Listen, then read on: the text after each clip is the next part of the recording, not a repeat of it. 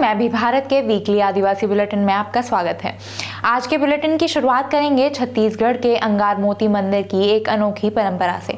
फिर बात होगी झारखंड के विधानसभा चुनाव की। आपको बताएंगे झारखंड के असल आदिवासी मुद्दों से कितना मेल खाते हैं बीजेपी और जेएमएम के घोषणा पत्र। इसके बाद बात होगी आदिवासियों की हक की लड़ाई की। इसके अलावा त्रिपुरा और मध्य प्रदेश के आदिवासी इलाकों की खबरें भी बुलेटिन में शामिल होंगी। चलिए विस्तार से चर्चा शुरू करते हैं। छत्तीसगढ़ के धमतरी जिले में गंगरेल स्थित अंगार मोती मंदिर हर साल एक अनोखी परंपरा के लिए चर्चा में रहता है। दिवाली के बाद पहले शुक्रवार को यहाँ विशेष मेले का आयोजन होता है। सैकड़ों महिलाएं संतान सुख की कामना लेकर इस मेले में पहुंचती हैं। मान्यता है कि इस दिन निसंतान महिलाएं मां अंगार मोती के आशीर्वाद से संतान प्राप्ति का वरदान पा सकती हैं। यहाँ महिलाएं नारियल, नींबू और फूल लेकर बाल खोले हुए खुले आसमान के नीचे मंदिर के प्रांगण में लेट जाती हैं और मंदिर के मुख्य पुजारी ईश्वर नेताम उनके ऊपर से गुजरते हैं। ऐसा माना जाता है कि पुजारी के उनके ऊपर से गुजरने से महिलाएं मां अंगार मोती का आशीर्वाद पाती हैं, जिससे उनकी सूनी गोद भर जाती है। इस अनोखी परंपरा को देखने हजारों लोग यहाँ आते हैं। मंदिर के बुजुर्गों का कहना है कि जन आस्था से जुड़ी यह परंपरा कई बार प्रमाणित हो चुकी है और इसी वजह से साल दर साल इसमें शामिल होने वाली महिलाओं की संख्या बढ़ती जा रही है। हालांकि इसे रोकने के लिए पहले राष्ट्रीय महिला आयोग और मानवाधिकार आयोग ने प्रयास किए थे, लेकिन जन आस्था के सामने ये प्रयास सफल नहीं हो सके। जल्द ही आपको मैं भी भारत के चैनल पर इस परंपरा से जुड़ी एक ग्राउंड रिपोर्ट देखने को मिलेगी। अब बात कर लेते हैं झारखंड चुनाव की। भारतीय चुनाव आयोग ने 15 अक्टूबर 2024 को झारखंड में आगामी विधानसभा चुनावों के कार्यक्रम की घोषणा की थी। चुनाव कार्यक्रम के मुताबिक झारखंड में 2 चरणों में मतदान होगा, जिसमें 13 नवंबर को 43 निर्वाचन क्षेत्रों में और 20 नवंबर को 38 निर्वाचन क्षेत्रों में मतदान होगा और मतों की गिनती 23 नवंबर को होगी। झारखंड में सत्तारूढ़ झारखंड मुक्ति मोर्चा के नेतृत्व वाले इंडिया ब्लॉक और भारतीय जनता पार्टी के नेतृत्व वाले एनडीए के बीच सीधा मुकाबला है। झारखंड में 24 जिलों में कुल 81 विधानसभा सीटें हैं। इनमें से 28 अनुसूचित जनजाति के लिए और 9 अनुसूचित जाति के लिए आरक्षित हैं। इसके बाद बची 44 सीटों पर सामान्य वर्ग के उम्मीदवार चुनाव लड़ सकते हैं। आदिवासियों के लिए आरक्षित ये 28 सीटें किसी भी पार्टी के लिए बेहद महत्वपूर्ण है। इन सीटों पर जीत हासिल करने वाली पार्टी सरकार बनाने में अहम भूमिका निभाती है। आदिवासियों के लिए आरक्षित 28 सीटों में से 20 सीटों पर 13 नवंबर को ही चुनाव होना है। ये 20 सीटें घाटशिला, पोटका, सरायकेला, चाईबासा, मझगांव, जगन्नाथपुर, मनोहरपुर, चक्रधरपुर, खरसावा, तमाड़, तोरपा, खूंटी, मांडर, सिसई, गुमला, विशुनपुर, सिमडेगा, लोहरदगा, मनिका और कोलेविरा हैं। आदिवासी मतदाताओं को साधने के लिए एक तरफ बीजेपी ने लगातार डेमोग्राफी बदलने, अवैध घुसपैठ और धर्मांतरण को मुद्दा बनाया है, जबकि झारखंड मुक्ति मोर्चा और कांग्रेस ने आदिवासियों की धार्मिक और सांस्कृतिक पहचान को मुद्दा बनाया है। दोनों ही पार्टियों ने घोषणा पत्र भी जारी कर दिए हैं, लेकिन झारखंड मुक्ति मोर्चा का घोषणा पत्र अलग से जारी नहीं किया गया है, बल्कि महागठबंधन में शामिल दलों ने संयुक्त रूप से घोषणा पत्र जारी किया है, जिसे एक वोट 7 गारंटी का नाम दिया गया है। नाम से ही जाहिर है कि इस बार चुनाव में इन्हीं 7 गारंटियों के बूते महागठबंधन दोबारा सत्ता में आने की कोशिश करेगा। महागठबंधन की पहली गारंटी 1932 के खतियान पर आधारित स्थानीयता नीति लाने, सरना धर्म कोड को लागू करवाने के साथ साथ क्षेत्रीय भाषा संस्कृति के संरक्षण से जुड़ी है। इसके साथ ही दिसंबर 2024 से मैया सम्मान योजना के अंतर्गत 1000 रुपए की जगह 2500 रुपए की सम्मान राशि देने की बात कही गई है। इसके अलावा सामाजिक न्याय के नाम पर राज्य की अनुसूचित जनजातियों, अनुसूचित जातियों और पिछड़े वर्ग के हितों की रक्षा की गारंटी भी दी गई है। इसके लिए पिछड़ा वर्ग कल्याण मंत्रालय के गठन के लिए संकल्पित होने का दावा भी किया गया है। इसके अलावा खाद्य सुरक्षा गारंटी के तहत 7 किलो प्रति व्यक्ति की दर पर राशन वितरण और गरीब परिवारों को 450 रुपए में गैस सिलेंडर देने का वादा भी महागठबंधन ने किया है। इसके साथ ही राज्य के 10 लाख युवक युवतियों को रोजगार देने और 15 लाख रुपए तक का पारिवारिक स्वास्थ्य बीमा देने की बात भी कही गई है। इसके साथ ही शिक्षा और किसान कल्याण की गारंटी भी महागठबंधन ने दी है। कुल मिलाकर कहें तो जेएमएम के नेतृत्व वाले इस गठबंधन ने हर वर्ग को लुभाने की कोशिश की है, फिर चाहे वे आदिवासी हो, गरीब किसान हो या शिक्षा और रोजगार के अवसर ढूंढता युवा। तो वहीं दूसरी तरफ बीजेपी ने अपने घोषणा पत्र में संथाल परगना क्षेत्र में अवैध घुसपैठ के मुद्दे को टॉप पर रखा। उन्होंने अवैध घुसपैठियों से आदिवासी भूमि वापस लेने और आदिवासी महिलाओं से शादी करने वाले बाहरी लोगों के बच्चों को आदिवासी का दर्जा न देने का वादा किया। दूसरे नंबर पर बीजेपी ने यूनिफॉर्म सिविल कोड लागू करने और आदिवासियों को इससे बाहर रखने की बात कही। इसके साथ ही बीजेपी ने आदिवासी क्षेत्रों की ग्राम सभाओं को अधिक शक्ति देने के लिए पेसा कानून लागू करने का भी वादा किया। भाजपा ने खनन गतिविधियों में पारदर्शिता लाने के लिए हर 6 महीने में जिला खनिज फाउंडेशन फंड का स्वतंत्र ऑडिट कराने का भी वादा किया है। भाजपा ने करीब 3 लाख सरकारी पदों पर निष्पक्ष भर्ती का भी वादा किया है। महिला सशक्तिकरण और महिलाओं से जुड़ी और कई कल्याणकारी योजनाओं की भी बात की है, जैसे गोगो दीदी योजना के तहत महिलाओं के खाते में हर महीने 2100 रुपये देने और लक्ष्मी जोहार योजना के अंतर्गत 500 रुपये में LPG सिलेंडर देने का वादा किया गया है। बुजुर्गों, विधवाओं और दिव्यांगों के लिए 2500 रुपये मासिक पेंशन देने की भी घोषणा की गई है। बीजेपी ने अपना घोषणा पत्र जारी करते हुए कहा है कि वह रोटी, बेटी और माटी तीनों का संरक्षण करेगी। बीजेपी के इस घोषणा पत्र को देखकर यह अंदाजा लगाया जा सकता है कि पार्टी ने आदिवासी समुदायों का विश्वास जीतने की कोशिश की है। इस घोषणा पत्र में शामिल बड़े वादों के अलावा कई अन्य घोषणाएं भी आदिवासी समुदायों को ध्यान में रखकर की गई हैं। मसलन कोल्हान क्षेत्र के लिए पार्टी ने घोषणा की है कि आदिवासी भाषाओं को परीक्षा के माध्यम के तौर पर इस्तेमाल किया जाएगा।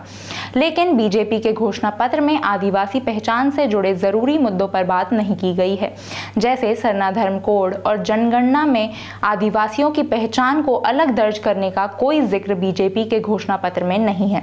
दूसरी ओर महागठबंधन का घोषणा पत्र इन बुनियादी मुद्दों पर स्पष्टता के साथ बात करते हुए आदिवासी समुदाय की संस्कृति और पहचान से जुड़े अधिकारों को मजबूत करने का प्रयास करता है। झारखंड के 24 साल के इतिहास में यह 5वां विधानसभा चुनाव है। इस दौरान 7 नेता मुख्यमंत्री की कुर्सी संभाल चुके हैं, लेकिन कोई भी पार्टी लगातार दूसरी बार सत्ता में नहीं आई है। ऐसे में अब 23 नवंबर को यह देखना है कि यही दस्तूर जारी रहता है या बदलाव की बयार बहती है।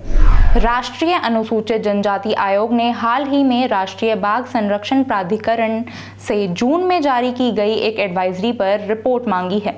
इस एडवाइजरी में NTCA ने राज्यों के वन विभागों से टाइगर रिजर्व में बसे गांवों को हटाने के लिए योजना बनाने को कहा था। इसके बाद कई आदिवासी समुदायों और अधिकार समूहों ने इसका विरोध करते हुए कहा है कि यह उनके अधिकारों का उल्लंघन है। इस मुद्दे को लेकर सितंबर में NCST की बैठक हुई, जिसमें आयोग के अध्यक्ष अंतर सिंह आर्य और अन्य सदस्य शामिल हुए। आयोग ने NTCA से यह जानने के लिए रिपोर्ट मांगी कि अब तक इस सलाह पर क्या कदम उठाए गए हैं। इसके साथ ही NTCA की 2018 की सिफारिशों पर भी रिपोर्ट मांगी गई है। 2018 की इन सिफारिशों में आदिवासी परिवारों के पुनर्वास के लिए मुआवजा बढ़ाने की बात कही गई थी।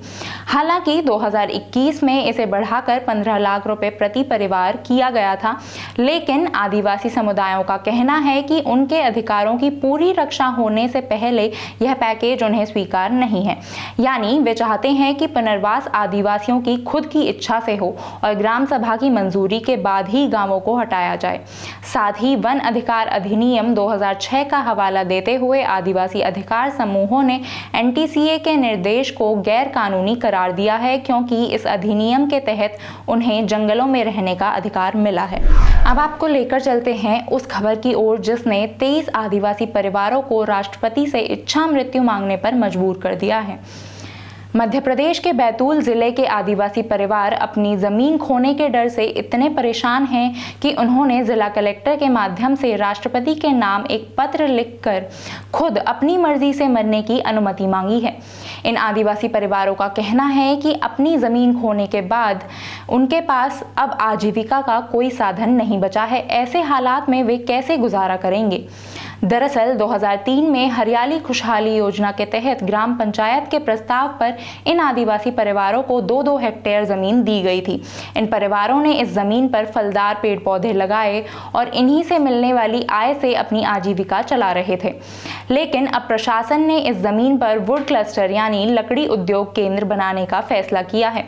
प्रशासन का मानना है कि इससे क्षेत्र का आर्थिक विकास होगा और रोजगार के अवसर मिलेंगे। प्रशासन का कहना है कि इन आदिवासी परिवारों के पास जमीन का कोई आधिकारिक दस्तावेज नहीं है और वे कोर्ट में भी जमीन का मालिकाना हक का केस हार चुके हैं। जबकि आदिवासी परिवारों का दावा है कि उनके पास 2003 में ग्राम पंचायत द्वारा जारी किया गया प्रस्ताव है जो इस जमीन पर उनके अधिकार को साबित करता है। उनका सवाल है कि अगर इस प्रस्ताव का कोई महत्व नहीं है तो फिर ग्राम सभा और पंचायत की भूमिका का क्या मतलब है।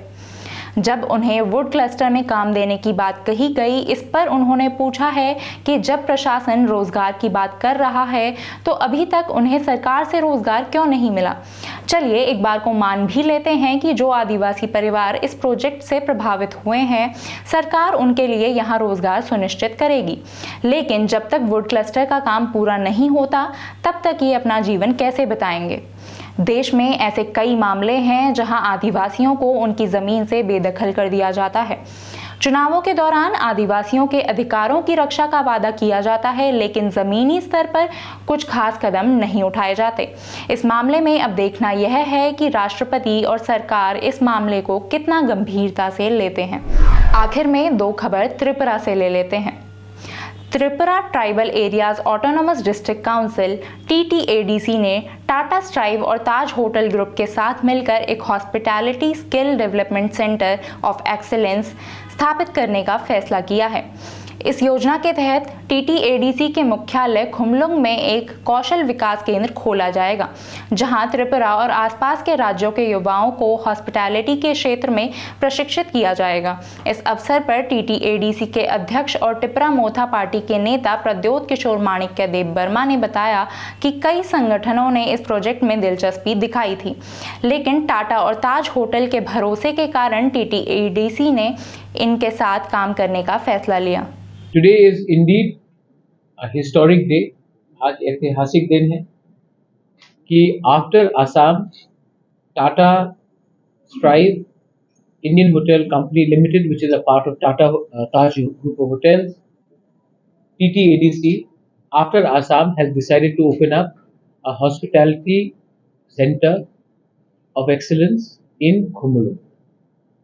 It will be a 250 student residential hospitality skill center, जहाँ में our youngsters, our youth from Tripura and from the rest of Northeast will get proper management training for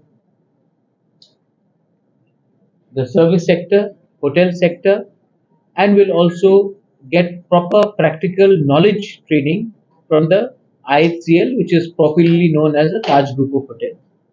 इस पहल के लिए गुरुवार को समझौते पर हस्ताक्षर किए गए।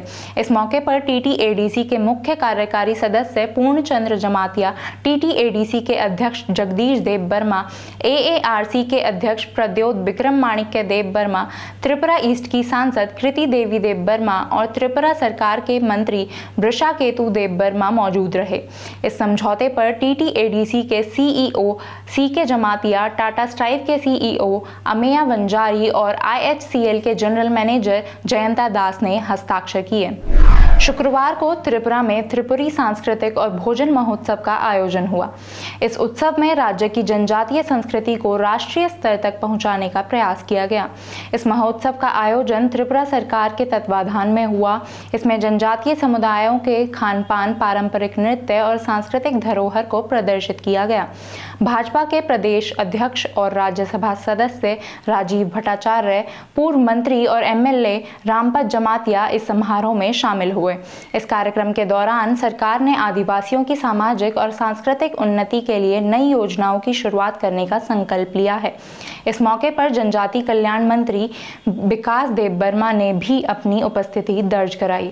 वो कोई लोग तो है, लड़का भी है, लड़की भी है, वो औरत भी है और जो लोग भी है, आदमी जो है वो भी जानता है, कोई लोग जानता है इसको, जो जानता है इस सब काम में जुड़ा हुआ होता है, जो एजुकेशन और सर्विस के अलावा इस सब काम में जुड़ा हुआ, वो इसको हम दुम के निकलते हैं और निकल कर यहाँ ले आता, कोशिश करते हैं, ले आने की कोशिश करते हैं, और ले आने के बाद हम कोई हमारा जो यंग जनरेशन को, नेक्स्ट जनरेशन को इंस्पिरेशन देने के लिए हम कोशिश करते हैं। अब वक्त हो गया है आपसे विदा लेने का। धन्यवाद।